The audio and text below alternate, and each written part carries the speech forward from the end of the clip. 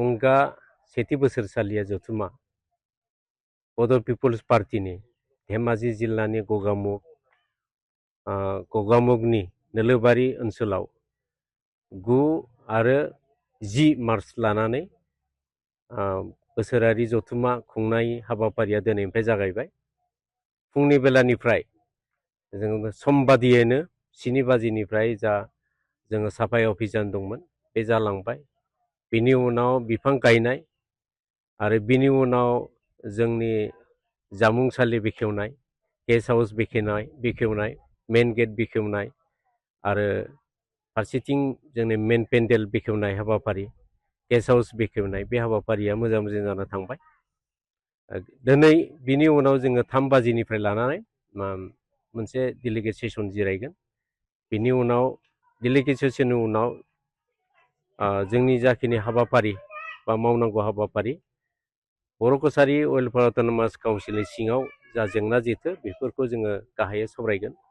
बिटिसिनि बायजोनि सारा बर' रायजो राजानि जेंना जेथोजों लोगोसे बर' कसारी वेलफेयार अट'नमास काउन्सिलाव बर' गामिखौ सोसननानै नटिफिकेसन होनाय, बिसायख'थि खुंनाय, जों माबोरैहाय आसाम सरकारनो नारसिननानै जोङो जेंनाखौ सुस्रांनो हायो बेखौ जोङो सावरायगोन। बिनि उनाव जोंनि फैगौ गाबोन 10 मार्च खालि जों फुंनि बेलानिफ्राय मोनसे फ्लेग हइस्ट जोङो बड' पिपल्स पार्टीनि फिरफिलाखौ बिरहोगोन, मुंख्लं खाम्फा जोङो बावगोन बा सिबिगोन। बिनि उनाव 12 रिंगायाव अपेन सेसन जागोन। बे अपेन सेसनाव गाहाय आलासि महरै बिटिसिनि चिफ हाग्रामा महिलारि बिथाङा नुजाफैगोन आरो लोगोसे आसामनिनो केबिनेट मन्त्रि चरण बर' फैगोन आरो डिपुटि चिफ बिटिसिनि रिहन दैमारि बिथाङा फैगोन। बिथांमोनजों लोगोसे बिटिसिनि इएमफोर गोबां बिथांमोना खोथा होदों, जोंनो कनसेन्ट होदों, बिथांमोना फैगोन।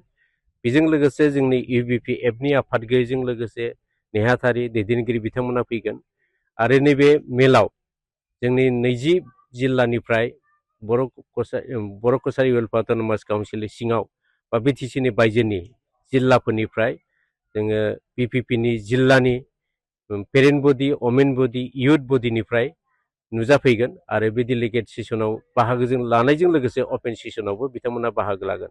जों आसा खालामदों गाबोननि अपेन सेसन समाव जोङो 10,000निफ्राय लानानै जोङो 15,000सिम जों आसा खालामदों आरो रायजो राजा बिथांमोना जों दासिम मदद आरो हेफाजाब होगासिनो दङ, फैगोन जों बेखौ आसा खालामदों।